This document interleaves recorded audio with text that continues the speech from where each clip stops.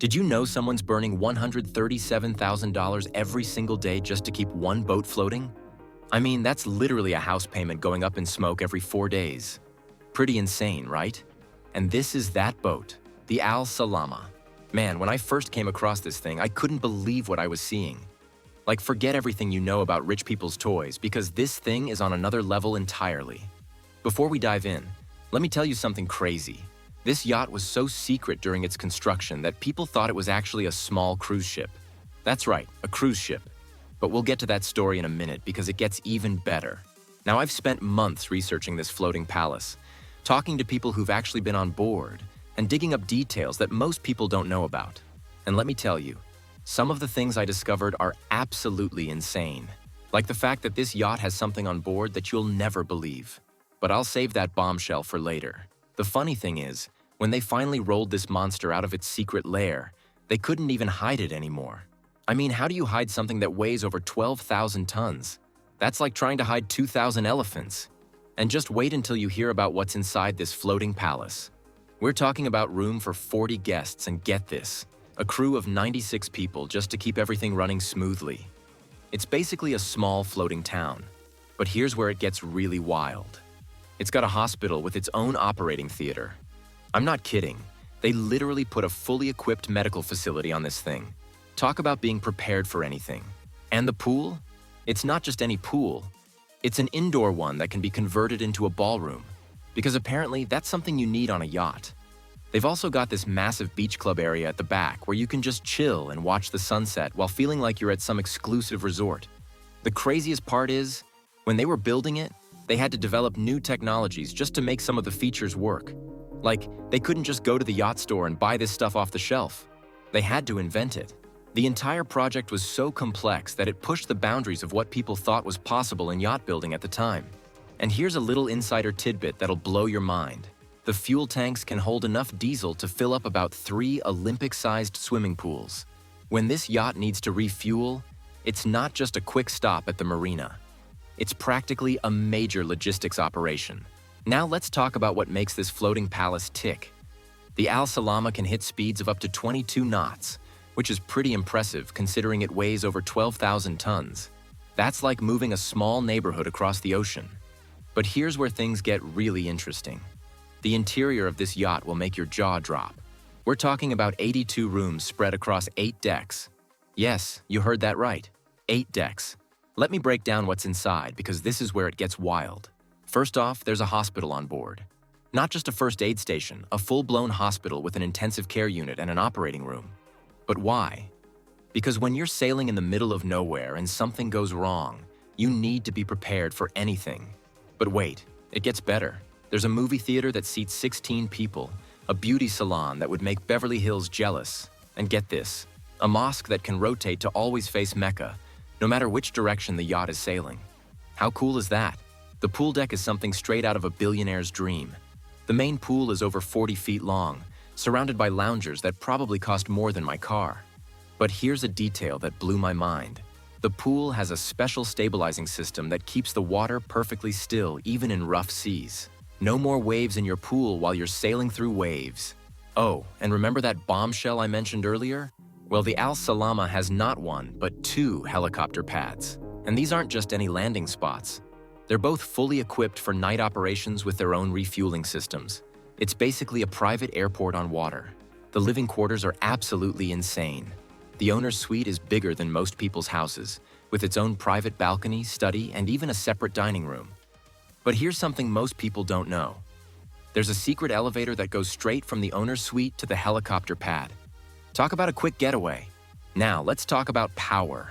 This beast is powered by 4 massive diesel engines that generate over 17,000 horsepower combined. To put that in perspective, that's like having 170 family cars all pushing this yacht through the water at once.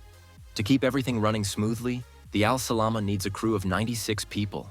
That's right, almost 100 people working 24/7 just to keep this floating palace operational. And get this, the crew areas are nicer than most luxury hotels I've stayed in. The technology on board is mind-blowing. There's a weather station that can predict storms hours in advance, a satellite system that provides internet faster than most homes, and a stabilization system that keeps the yacht steady even in rough seas. No seasickness here. But let me tell you about some of the less obvious but equally mind-blowing features of this floating palace. The boat's actually about 75 feet wide, and despite being massive, it's cleverly engineered to visit most major ports. Pretty handy when you're parking something worth hundreds of millions. What's really cool is how they've thought of everything inside.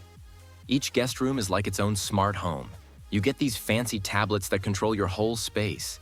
And if you're a foodie, you'll love this. They've got multiple kitchens spread across different floors, including a special pastry kitchen, because apparently regular kitchens aren't enough, and a dedicated halal kitchen. It's like having every type of restaurant you could want, right there on the water. The crew's got it pretty sweet too. Their areas are nicer than most hotels. They've even got their own restaurant-style dining room and a laundry setup that's bigger than most neighborhood laundromats. Talk about workplace perks. And here's something that'll make environmentalists happy. They've got this super advanced waste management system that makes the water they clean up cleaner than what comes out of most city taps. Not exactly the most glamorous detail, but pretty impressive when you think about it. Security is another level entirely. The yacht has an underwater detection system that can spot submarines or divers approaching from miles away. There are also security cameras everywhere, and the windows are all bulletproof. It's basically a floating fortress. Maintaining this beauty isn't cheap. Want to know how much it costs to keep the Salamah running? Hold on to your hats. It's estimated to cost around $50 million per year. That's more than most of us will make in our entire lives, just to keep this yacht floating. But here's what I find most fascinating about the Salamah. It's not just a boat. It's a testament to what's possible when you combine engineering excellence with unlimited resources. Every single detail, from the hand-carved doorknobs to the custom-built furniture, tells a story of craftsmanship and attention to detail. At night, the Salamah transforms into something magical. The entire yacht lights up like a floating city, with thousands of LED lights creating an amazing show on the water. It's the kind of sight that makes you stop and stare in amazement. Over the years, this yacht has hosted some of the world's most powerful people. Kings, presidents, and business tycoons have all walked its decks. If these walls could talk, imagine the stories they could tell. Now, before we wrap up, I've saved one last mind-blowing detail for you.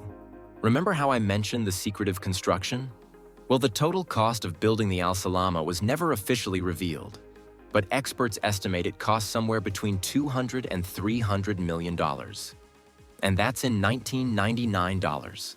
Today, it would cost well over $500 million to build something like this. So here's the full story behind Salamah that most people don't know. Prince Sultan bin Abdul Aziz commissioned this beast during a pretty interesting time. The 90s were huge for Saudi Arabia. They were modernizing like crazy, and they needed something to show they were serious players on the world stage. The prince, being defense minister and crown prince, wasn't just looking for a party boat. He wanted what you might call a floating embassy, and that's exactly what he got.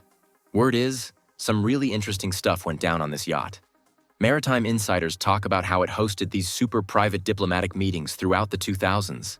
We're talking about meetings so secret they didn't make any headlines.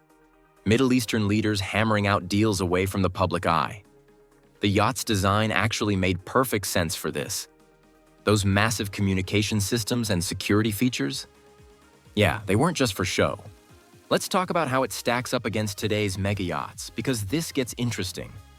When Azam claimed the world's largest title at 180 meters, everyone lost their minds. But here's the thing.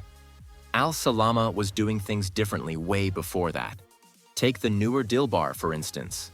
Sure, it's got a bigger pool and this massive 25-meter indoor pool, but Salamah was the first to nail the whole city-on-water concept. The yacht scene has changed a lot since Salamah first hit the water. Modern giants like Flying Fox and Scheherazade pack in crazy features like underwater lights and massive beach clubs. But Salamah was the first to figure out what a yacht this size actually needed to function. That hospital setup we talked about? Now it's basically standard for any yacht over 100 meters. Same goes for those advanced water treatment systems and the crazy good communications gear. When they were building Salamah, they had to develop new construction techniques just to make it work. The indoor dock they used had to be specially built just for this project. The Those techniques are now standard in the industry, but back then, total game changers.